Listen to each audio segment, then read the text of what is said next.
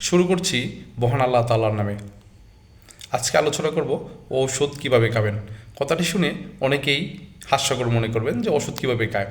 আমরা যখন অসুস্থ হই তখন আমরা ডক্টরের কাছে যাই বা কোনো ফার্মাসিস্টের কাছ থেকে ওষুধ কিনে নিয়ে আসি। সেক্ষেত্রে ডক্টর অথবা ফার্মাসিস্ট ইন্ডিকেশন অনুযায়ী 4-5টি ওষুধ প্রদান করে থাকেন। বাসায় এসে আমরা 4-5টি ওষুধ একসাথে খেয়ে ফেলি, কিন্তু না, এই কাজটি কখনোই করবেন না। এতে আপনার শরীরে বিভিন্ন ধরনের সমস্যা দেখা দিতে পারে, যেমন বমি বমি ভাব হতে পারে, আপনার শরীরে অস্বস্তি আসতে পারে।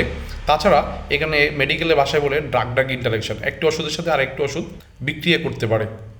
এতে আপনার বমি বমি ভাব হতে পারে বা বমি হতে পারে।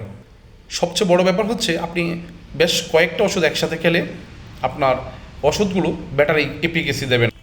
সুতরাং আপনি যদি ওষুধ থেকে ব্যাটারি এফিকেসি পেতে চান, অবশ্যই প্রতিটি ওষুধে 30 থেকে 35 সেকেন্ড গ্যাপ রাখতে হবে। এতে করে ওষুধটা আপনার শরীরে সঠিকভাবে অ্যাবজর্পশন হয়। ভিডিওটি ভালো লাগলে লাইক কমেন্ট শেয়ার করবেন। ধন্যবাদ।